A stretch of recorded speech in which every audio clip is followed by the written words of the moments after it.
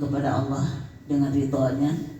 Mudah-mudahan perkumpulan kita pada sore hari ini mendapatkan barokah daripada Allah Subhanahu wa taala dan ridhonya, serta hal-hal yang lebih bermanfaat untuk kita sekarang dan ke depan. Mudahin Ustazah ini mimpi apa ya ketemu, kemudian kita bersama-sama di sini. Kalau ketemu mungkin satu persatu, Ustazah ini agak bertanya-tanya ini siapa, ini siapa. Tapi alhamdulillah kalau wajah selalu masih ingat. Cuman mungkin karena sudah tua nama ini agak suka blong gitu ya. Kecuali memang ada hal-hal yang ketika kita ngajar atau kita bergaul dengan anak-anak itu ada hal-hal yang memang terus rosikoh malakah gitu kan. Jadi kalau pada suatu saat mungkin nanti Ustazah jalan atau misalnya ketemu dengan ya kalian semua, oh Ustazah ini enggak nunggu kita gitu. Bukan Ustazah sombong atau bukan Ustazah tidak menghormati, tidak mengakui, tapi karena memang takut khawatir ada kesalahan banyak gitu. Karena ya perubahannya kan sudah berbeda ya. Banyak sekali perubahannya gitu. Ya, walaupun memang setelah kita amati gitu, oh iya ini anak kita gitu. Karena Ustazah ini punya cerita. Ketika Ustazah ini pergi mengantar Ustazah Erna ke Pondok Gede, beliau mau ke berangkat haji. Kita ceritanya nginep di sana, nemani Ustazah Erna. Pas begitu sore itu kan keluar kita dari kamar dari asrama gitu. Karena pada waktu itu kita menyewa satu kamar khusus gitu. Terus keluar, begitu keluar itu Ustazah nggak ngelihat wajah anak itu. Tahu-tahu anak itu langsung pegang tangan kita gitu. Ustazah kaget juga, apa ini kan gitu kan. Karena yang memegang tangan kita itu anak laki-laki ya gitu. Jadi kita agak siapa ini gitu. Terus dia pulang balik itu cium tangan. Setelah gimana? Kenapa gitu. Tapi itu memang secara refleks kita ngomong kadang-kadang gimana gitu kan. Secara refleks. Begitu Ustazah emang gak ingat dengan saya. Pas dilihat-lihat badannya, oh ya ingat Ustazah wajahnya, tapi namanya siapa ya? Dia mengingatkan. Ketika itu Ustazah kan ngajar saya katanya. Ketika Ustazah baca, Ustazah tuh matanya tahu aja ya kalau saya nggak bawa buku kan. Padahal belajarnya sudah di paling belakang gitu. Itu gedungnya kita masih gedung waktu itu kan ada gedung Syafi'i, Hanafi, Hambali gitu kan, Maliki, itu semua bangunannya terbuat daripada bambu dengan dunal bab wa dunal saqaf gitu kan. Dunal bilat gitu. Bilatnya minallah langsung. Jadi dia cerita gitu, saya waktu itu Ustazah dulu paling belakang gitu. Terus berdua itu yang satu bawa buku, saya nggak bawa buku. Tapi Ustazah kan nyuruh saya kata, justru itu karena saya tahu kamu nggak bawa buku, makanya saya suruh baca. Jadi bukan berarti Ustazah kadang-kadang nggak ketemu dengan anak, mungkin Pak Ustazah nggak mempedulikan anak santrinya gitu, anak didiknya gitu. Bukan itu. Jadi Ustazah itu lebih enak, lebih terbuka, lebih terasa tenang. Kalau anak-anak santri itu ketemu sama Ustazah langsung Assalamualaikum Ustazah, saya anak murid Ustazah namanya si Anu gitu. Itu kita kan langsung waswasil khonas itu gak ada gitu.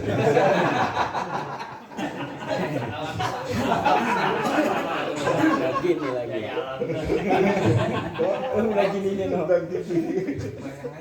Jadi pada sore hari ini Ustazah ini nggak bisa mengungkapkan dengan kata-kata kebahagiaan ustazah, keterharuan ustazah, kemudian juga kesenangan ustazah gitu ya.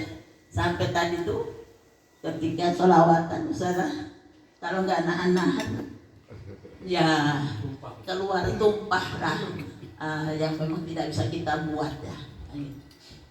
Apanya? Oh ya, anak saya ternyata ya masih ingat dengan kita. Jadi usaha itu merasa nggak sendirian. Anak ustazah banyak. Mudah-mudahan kalaupun nanti ustazah tidak ada, tapi tetap waladun soleh yakulahu.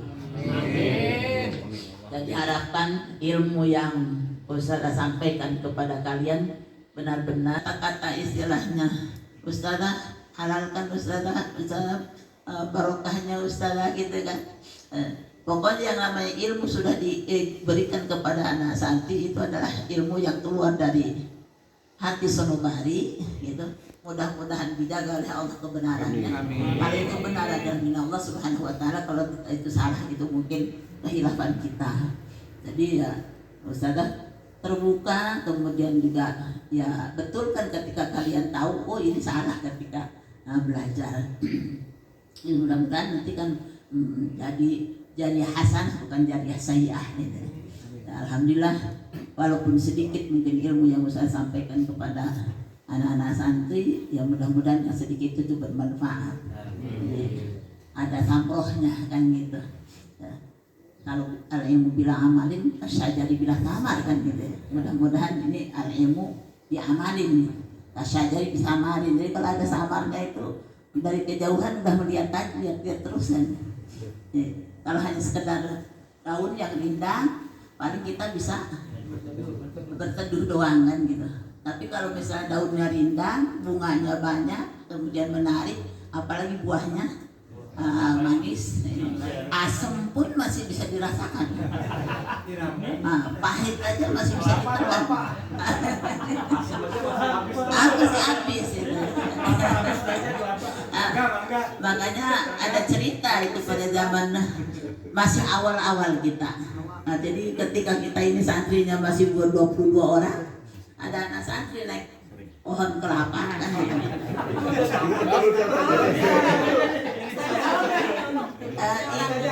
itu Pak Kiai Rifai itu pakai sarung. Begitu keluar beliau tuh kan sarungnya itu dikerudungkan gitu. Anak santri ini nggak tahu kalau itu di bawah ada Pak Kiai. Dia udah naikkan ke atas. Pas begitu udah naik ke atas dia mau turun mungkin ada bagian di bawah itu sampai melihat tadi anak itu begini aja pegangin pohon kelapa yang masih muda itu. Kata pakai nggak apa-apa nak turun aja.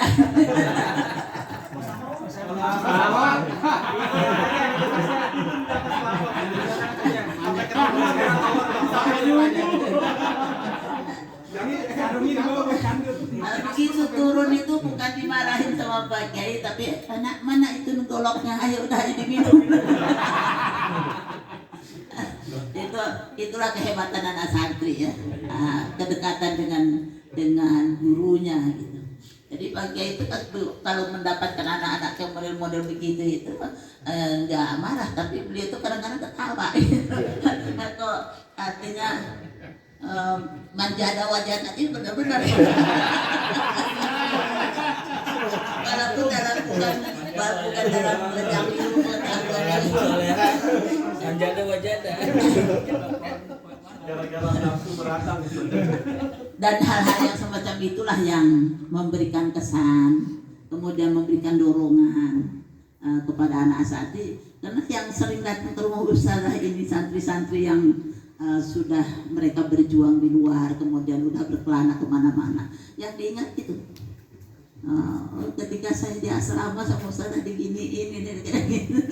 Sampai anak putri itu ada ketika itu ustazah ngantarkan anak yang meninggal di daerah Kolam 3 ke Lampung. Ke Lampung pun itu jauh masuk lagi kan ke gunung. Pulangnya anak santri itu ayo nak kalau ini ikut sama ustazah, karena ustazah juga berdua aja sama ustazah Hikmat tuh. Ayo udah masuk aja ke mobil ustazah. Begitu di jalan tuh dia cerita, yang ceritakannya itu Ustaz, alhamdulillah sekarang saya hidup dengan masyarakat ilmu ya sedikit-sedikit bermanfaat lah gitu. Saya ngajarin ibu-ibu, kemudian pengajian, kemudian anak-anak kecil, terus sholat tarawih dan lain sebagainya. Saya ingat aja ketika saya jadi imam, kamu salah, yakfi, badil.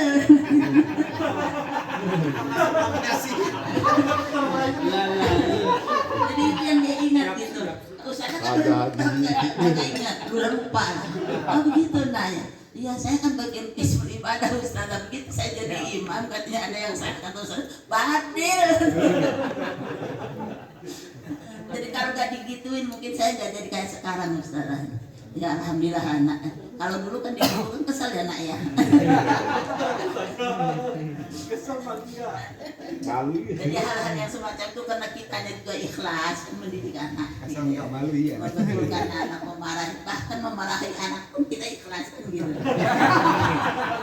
Jadi nggak ada itu rasa apa gitu. Kalau sudah kita ngomel-ngomel dengan anak ya sudah, udah aja itu nggak ada perasaan apa-apa gitu kita dengan anak-anak tuh. Jadi bahkan kalau kata ada wali santri, terus kata anak kan jangan diapa-apain ya katanya walaupun kakaknya ini bermasalah. Nah saya ini kan pak pendidik, kalau anak bapak nggak bersayang ngapain saya marahin.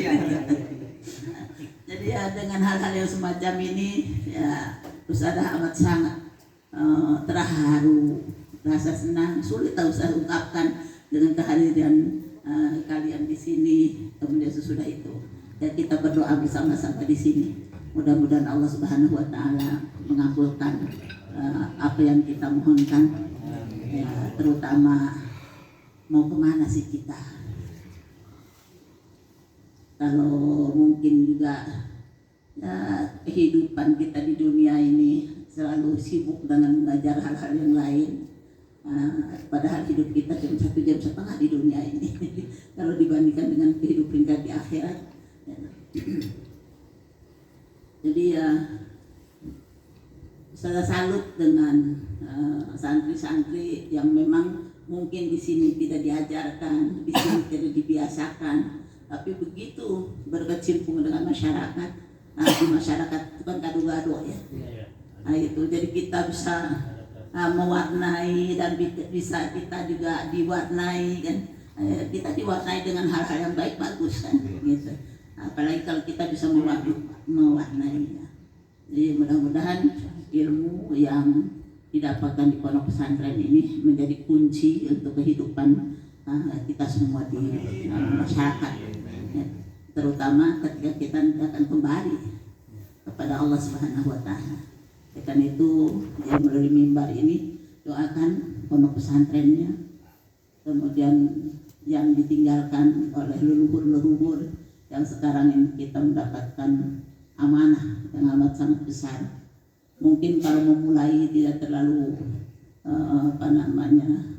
walaupun banyak rintangan, tidak terlalu banyak risiko, tapi untuk mempertahankan ini kita bisa mempertahankan aja sudah bersyukur. Naudzubillah kalau sampai misalnya kita tidak bisa melanjutkan. Karena itu la haula wala quwwata illa billahil aliyil azim. Ya Ustaz, ada seorang perempuan punya adik masih pada muda-muda, setelah ditinggal oleh Kiai Syahid, kemudian Ustaz Rifai.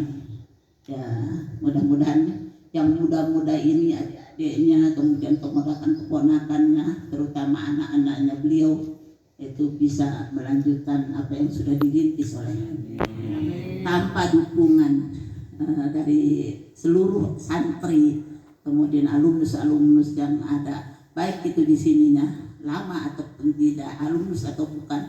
Yang paling penting kita ini satu keluarga besar. Karena ini cita-cita beliau itu, NKK tuh pengen mengumpulkan anak santri, reunian. Terus apa namanya, keluarga besar dari Al-Quran gitu, dengan Latansa. Jadi bukan alumnus yang kita kumpulkan saja, tapi siapapun yang pernah ya tinggal di sini walaupun mungkin belum belajar gitu ya. Nah, itu kalau mereka berkumpul bersama dengan kita di sini, itu wacana Pak Kiai Almat sebelum beliau meninggal. Tapi Ustazah perhatikan apa yang beliau ucapkan itu. Ternyata ya terbukti. Kenapa? Santri-santri yang baru di sini sebentar, yang sudah lama, yang sudah alumnus dan ini mereka udah berkecimpung di masyarakat. Begitu Pak Kiai Rifai meninggal, mereka kumpul semua. Mereka datang ke sini, kemudian dia mendoakan Pak Kiai. Walaupun memang datangnya nggak bisa peace up gitu ya. Jadi kita nggak bisa ngomong langsung dengan Pak Kiai, cuma datang kita mendoakan. Tapi harapan Pak Kiai itu semacam itu. Ya Ustazah dengan Ustadz Imad, dengan Ustadz Adrian, dengan Ustadz Odi, mudah-mudahan nanti milad pondok yang ke-60 itu kita memang ada keinginan kubro ya gitu. Kita dulu kemarin itu kan 50 tahun kita mau yang meramaikan itu anak santri, yang meramaikan itu adalah pondok pesantren. Karena pesantren ini besar, pesantren ini terkenal, pesantren ini terdengar oleh orang itu bukan melalui spanduk. Dan dulu tidak ada yang namanya yang HP. Kalau sekarang kan mungkin bila TikTok. Nah, katanya di TikTok ada gitu kan, gitu di YouTube ada kan, di mana-mana ada. Dulu itu jangankan itu, foto aja nggak punya, kodak aja susah. Makanya kalau ada santri Ustazah, kita selalu bicarakan Darul Qalam itu mulai berdiri dari sebuah dapur tua. Mana sih dapur tuanya Ustazah? Nggak usah nanya nak, dulu itu nggak ada foto, nggak punya kodak kita ini, gitu kan. Tadi ya dengan perjuangan yang luar biasa dari pendiri-pendiri pesantren ini, ya alhamdulillah Darul Qalam bisa berkembang, kemudian Atansa juga bisa berkembang. Tapi Ustazah yakin bukan kena kiainya, bukan kena keluarga yang bisa mewujudkan ini, tapi berkat daripada seluruh santri-santri yang pernah belajar di sini, baik yang sudah selesai ataupun belum selesai, kemudian seluruh berdoa yang kiprah di masyarakat. Itulah yang dilihat oleh mereka. Karena sampai sekarang kalau ada wali santri yang datang, Ustazah, saya masukin anak saya lagi ke sini. Iya Pak, Bu, gimana? Padahal kan di sana banyak sekolah, banyak pesantren. Iya, saya ingat dengan pesantren Darul Qalam gini. Sampai ada satu keluarga 7 orang tuh di sini semua. Itu yang laki-laki tadinya digontor sampai kelas 5 kena sakit, jadi bisa ikut ujian, kemudian dia pindah ke sini. Itu syaraf pertama itu. Itu yang kita munculkan dulu itu kan nggak sampai mumtazah ya, nggak ada syaraf. Jadi syaraf pertama itu anak beliau, itu anak mantan camat di Benjeruk. Itu perempuan semua sampai ke sini. Beliau itu mengatakan, saya Ustazah dengan Darul Qalam itu dari semenjak saya jalan kaki dari Padang ke sini. Tahu tuh ya bangunan begini. Saya lihat keberhasilan anak saya, yang saya lihat adalah justru yang dapat makbul, bukan yang dapat syaraf. Padahal yang syaraf pertama itu anak beliau. Gitu. Karena dari kelas 1 sampai kelas 6 beliau punya bagus. Bukan seorang perempuan, tapi yang makbul justru itu. Saya tanya kenapa Pak? Jadi beliau itu mengatakan di masyarakat justru yang dicari yang makbul itu. Dia sibuk di rumah gitu, cari sana sini, dicari oleh nenek-nenek dan anak-anak kecil gitu. Dia juga kuliah, dia ngajar segala macam. Jadi kalau kata Pak Kiai, pokoknya ilmunya manfaatkan, walau ayah. Jadi alhamdulillah, ya mudah-mudahan dengan kehadiran kalian di sini lebih mendorong Ustazah untuk lebih istiqomah, lebih kuat, lebih sungguh-sungguh. Di beban kita ini adalah luar biasa. Untuk kita ya mengembangkan apa yang dicita-citakan oleh almarhum.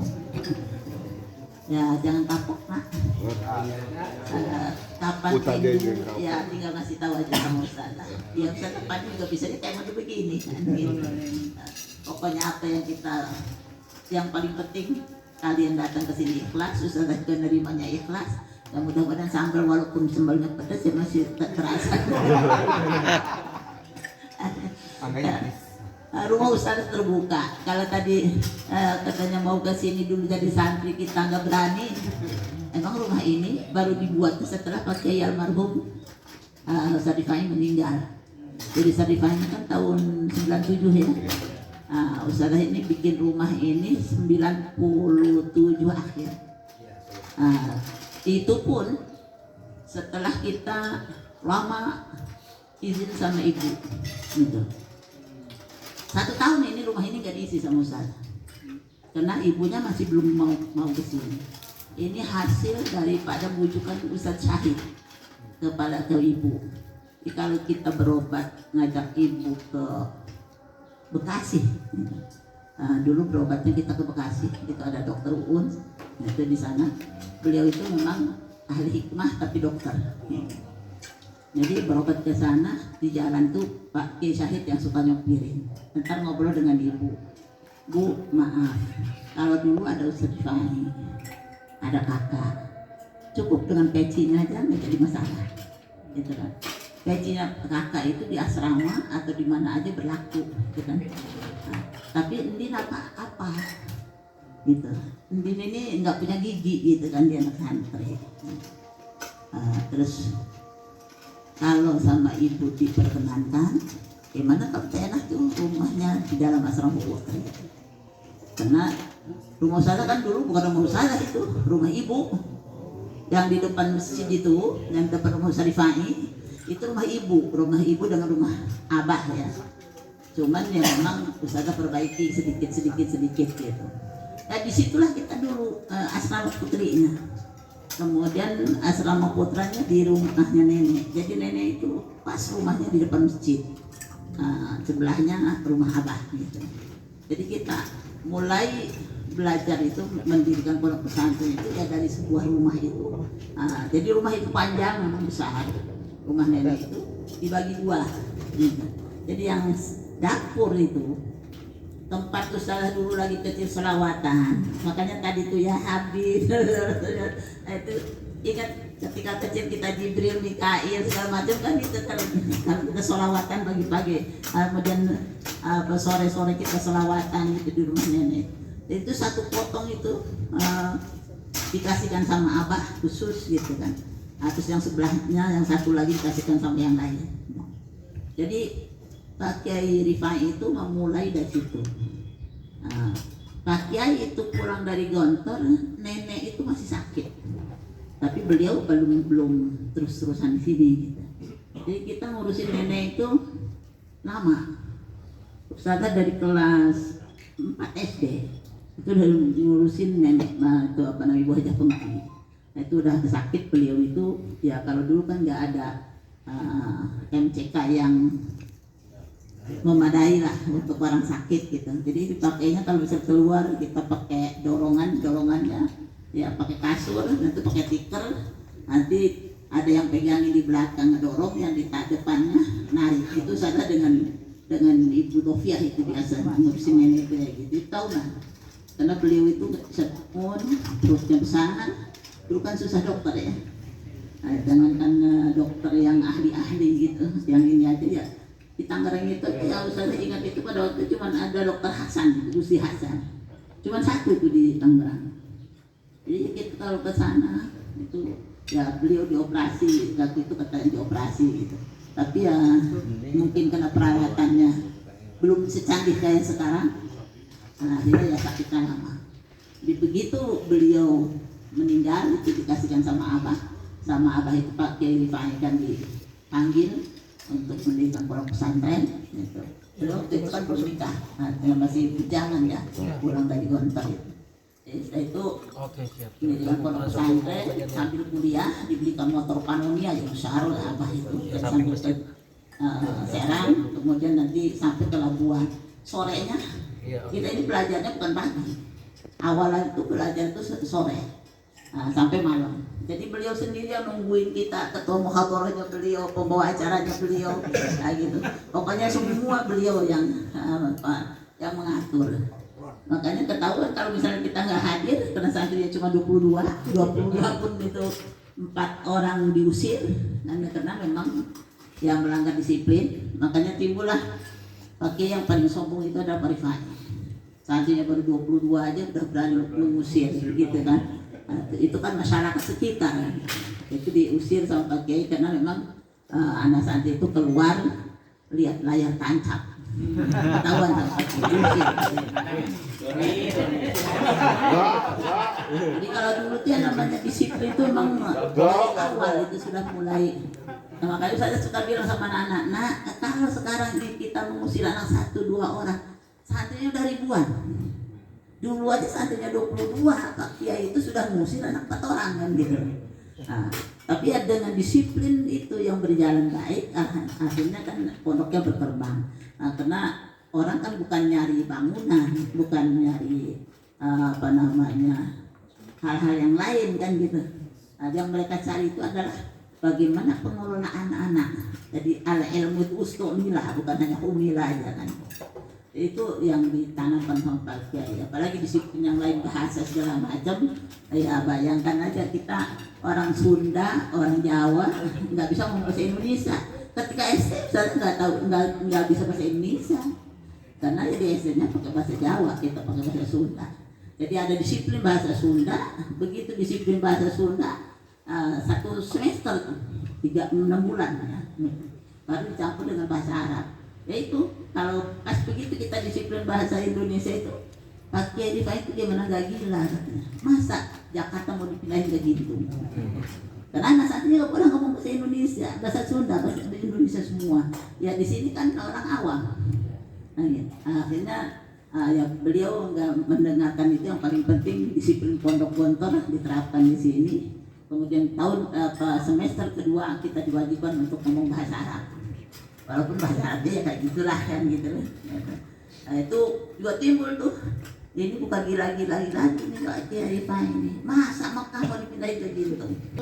Nah, jadi yang pertama kali masuk neraka itu apa Rifai? Kata masyarakat kan gitu. Nah, kenapa? Man tasyabaha biqaumin fahuwa minhum kan gitu. Nah, pakai kan ngajarnya pakai dasi, pakai jas gitu kan. Kemudian pakai celana panjang, pakai sepatu, walaupun itu kamarnya dengan kelas itu berderetan gitu, kayak itu kamar sebelah kamar itu. Tapi beliau necis. Karena pada suatu saat saya kan dengan teman-teman itu pagi datang, beliau tuh ngajar bahasa Arab. Saya ingat aja bawa tas dulu itu namanya tas ecolak. Tas ecolak itu besar kayak tas presiden gitu. Nah, itu isinya apa? Setelah beliau buka, isinya tetap piring, sendok, garpu, gelas, sampai kepada kobokan gitu ya. Kobokan, kemudian cangkir, isinya tuh itu. Berat kan? Ini kamar beliau, ini kelas kita. Beliau masuk gitu kan. Nah, kita ini anak murid kan biasa kalau ustadznya nggak masuk seneng ya. Ustadz yang beliau pakai. Tobat pun yang beliau bawa, sos pun yang beliau pakai. Ini perhatian setiap hari kita masih tergambar sampai sekarang. Bagaimana gerak-gerik beliau itu? Ya itulah cara mengajar kalau misalnya pakai wasailul idah gitu, alat peraga. Sekarang alat peraganya kan lebih canggih ya. Nggak perlu ini lagi kan gitu lah. Ya. Jadi itulah yang kadang-kadang Ustaz suka kangen gitu. Suka kangen pendidikan-pendidikan dan metode-metode yang dilakukan oleh ustaz-ustaz yang lama-lama gitu kan. Karena itu benar-benar ya tarosah gitu. Jadi sabitun fi dhihni talamirnya itu benar-benar tanpa kita harus menghafal lagi. Dan kalau ditanya oleh anak santri Pak Kiai itu ketika kita ini diajar mutolak, ada anak yang tanya, Mama nak kholfa Pak Kiai gitu. Kan ada di dalam mutolak itu kholfa bak gitu. Beliau tuh gak jawab pakai terjemah bahasa Arab, bahasa Indonesia. Beliau ngomong, anak akumu amama saburo wa antum tasatiuna antaruni. Setelah itu anak asiru waro asaburo gitu kan. Nah akumu khalfas saburo. Kan itu udah langsung ngasih artinya kan itu. Nah itu beliau tuh selalu memberikan artinya metodologi beliau itu ketika ngajar luar biasa. Dan sampai sekarang pun misalnya sudah wisan, sudah apa ini kan masih kebayang. Jadi ada di dalam mutolate juga akan kubatun ya, ada yang gitu, ya kubatun yang gitu. Jadi ya itu masih kebayang bagaimana beliau itu mengekspresikan dengan gerak ya, dengan gerak gitu tanpa beliau ini menerjemahkan pakai bahasa Indonesia gitu. Jadi kita itu udah oh iya nggak perlu kita tulis lagi itu artinya karena sudah ada di sini. Jadi itu perjuangan beliau kita ketika ngajar sampai berbicara kepada santrinya. Nah, Ustadz ini ngajar kamu jangankan lagi misalnya 5 orang gitu kan. 1 orang aja dia tak kelas itu Ustadz ajar. Sampai Ustadz masuk ke dalam kelas itu kalau misalnya baru tinggal meja dengan bangku baru Ustadz ngajar. Tapi kalau masih ada 1 orang masih kita ngajar. Itu terlaksana memang. Jadi ketika tahun ketiga mau keempat itu ada anak tinggal 1 gitu. Anak Labuan itu 1 orang. Jadi yang ngajar 5 orang. Hador tuh jamian hadornya Ustaz. Jadi itu tapi yang kalah bukan Ustaznya, yang kalah anak santrinya. Anak santrinya terus keluar gitu kan dengan berbagai macam rintangan. Karena dulu itu ya yang masuk ke sini itu kan dihalang-halangi Muhammadiyah. Kemudian Wahabi, orang dulu kan takut sekali dengan Wahabi yang masuk. Karena kebanyakan NU ya, anak buahnya Pesaiku. Jadi kalau udah dengan Muhammadiyah ya lele-lele dulu itu kan ya. Apalagi dia namanya pakai ini, pakai pengarah suara ini di masjid. Ada yang ada pakai pengarah suara, itu beda itu. Nggak akan putus-putus ya. Karena saking kangennya dengan kalian. Ya kapanpun kalian mau datang ke sini, ada yang dari Jakarta misalnya mau ke Banten kelewatan ke sini, nggak usah cari-cari hotel. Cari-cari hotel kan susah, gitu kan. Harus daftar dulu dan segala macam. Udah diusahakan walaupun bukan hotel juga ada kamar. Apalagi sekarang usaha kan tinggal sendirian. Kenapa rumahnya banyak kamar? Ya buat orang-orang aja, bukan buat sana. Jadi kalau misalnya ada tamu segala macam, ya disinilah tempat. Nah usahakan ketika bikin rumah ini sama Pak Sahid, di tanah itu kalau misalnya mau dibikinkan rumah, karena ketika dengan Pak Kiai usahakan udah 3 kali mau bikin rumah, tapi ibu nggak ngizinin. Pak Kiai itu ya nggak ini nggak bisa ngomong apa-apa. Kalau sudah ibu nggak.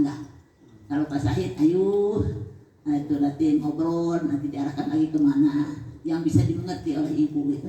Akhirnya ibu begitu di tengah jalan hari Senin itu, Bu, gimana ini udah sekian bulan kakak udah nggak ada, udah mau 1 tahun, gimana ini belum ini tenang masih di luar gitu. Sebaiknya jangan selama gitu karena untuk ngawasi anak-anak putri, karena putri makan beda.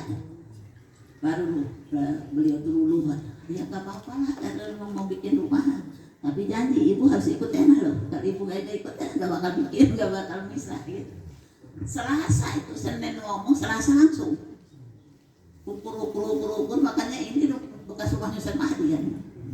Ini Al-Mudi di sini, ini Baitul Khola itu di depan. Jadi ya langsung. Ya beliau kan arsitek lah ya gitu. Tapi alhamdulillah berkah. Terus saya juga dari mana uangnya? Dari wali santri. Bukan dari usaha, karena wali santri dulu itu kan kalau anaknya nggak betah, jadi betah. Pas begitu pulang nanti kan ada amplop tuh. Kalau kita nggak boleh juga disimpan aja tuh di meja kan. Usaha nggak pernah pakai tuh. Jadi disimpan di celengan gitu kan. Nanti kalau udah dapat banyak ya sudah. Nanti ada. Kalau Pak Kiai itu dulu, kalau kebetulan lagi kepepet, dulu itu selalu kakak lagi pusing. Kenapa? Nggak punya uang, punya uang nggak? Nah Ustaz itu pantang ngomong nggak punya duit. Kak, ada uang tapi sedikit nggak banyak, nggak apa-apa sedikit juga, ayo mana? Gitu, kakak lagi butuh. Makanya beliau itu selalu apa-apa karena mungkin usahanya ada yang disekolahkan gitu ya. Ada adiknya yang kecil pun dalam pondok pesantren yang perempuan. Jadi kalau ada apa-apa tuh beliau tuh yang diajak bicara ya usahlah gitu. Karena kalau ke ibu kan dengan adik itu enggak merasa siapa-siapa gitu. Dan saya juga enggak pernah, kakak kemarin pakai uang enak lu sekian minta dibayar, enggak, Ustazah itu enggak pernah Ustazah itu, pokoknya enggak pernah bilang saya enggak punya duit, tapi enggak pernah juga kita minta uang gitu. Artinya untuk minta uang untuk hal-hal yang memang tidak tidak urgen untuk pondok pesantren. Jadi ya kita hidup itu benar-benar untuk pondok pesantren. Makanya Ustaz Hatim itu sebagai seorang suami, Ustaz itu berterima kasih. Kenapa? Beliau itu pokoknya samaan wa ta'atan. Tidak ada neko-neko segala macam tuh nggak ada. Itu. Bahkan pada suatu saat ada juga orang yang menyuruh yang mau ngasih wakaf gitu. Beliau kata Ustaz, Bapak disuruh Pak Azhar itu bantu Syarifahil sampai selesai. Itu kan langsung wasiatnya dari Pak Azhar itu Ustaz Hasim begini. Nah Hatim kamu pergi ke Banten bantu Syarifahil sampai selesai. Makanya ya beliau sampai akhir hayat di pondok pesantren gitu kan gitu. Ya mudah-mudahan ilmunya bermanfaat. Didoakan oleh kalian, mudah-mudahan kita ketemu di Jannatin Naim. Dan Allah memberkahi kita semua. Terima kasih. Mohon maaf nih kalau Ustazah, pokoknya Ustazah nggak ngerasa siapa-siapa. Kalian datang ke sini pokoknya seadanya, Ustazah iniin gitu semampunya. Tadinya mau dibikin ini kan jaket nggak jadi sama Ustazah. Karena nggak hujan ini. Kalau onta ya, sama pedal beca ada tuh. Anak sekarang nggak kenal tuh dengan pedal beca itu. Oh, udah nggak ada ya Ustazah ya. Terima kasih nak, jangan asa-asa ya. Apa sih asa-asa itu apa ya? Sungkan. Ya jangan sungkan, nggak usah sungkan lah dengan Ustazah di sini, nggak usah Bu Ustazah itu siapa, nggak usah sih, ini manusia biasa yang hanya mungkin posisinya sekarang ini kita ngajar, kita hidupnya duluan gitu, kalian ini hidupnya kan belakangan. Nah, yang dipanggil ya mudah-mudahan Ustazah yang belakangan gitu. Tapi bermanfaat gitu. Makasih, mohon maaf. Jadi kalau mau kemana-mana udah mampir ke sini Ustazah nggak ada juga nggak apa-apa. Kayak ada anak santri dari mana tuh Lampung. Kalau datang ke sini udah langsung aja dia nyatron kamar itu udah. Nah kalau mau ke sini udah tuh kamar, pilih aja kamu. Jadi kalau ada yang jalan-jalan kebetulan lewat ke sini, ya di sinilah rumah kalian semua. Nah, gitu. Jadi ya Anda usah tadi sungkan nggak semacam-macam. Terima kasih. Nah, salam sama keluarga besar di rumah. Mohon doanya Ustazah, kemudian sama ibu sama bapak. Doa anak kecil biasanya malah lebih didengar. Nah anak santri yang soleh, mudah-mudahan Allah memberkahi kita semua. Terima kasih. Wassalamualaikum warahmatullahi wabarakatuh. Waalaikumsalam.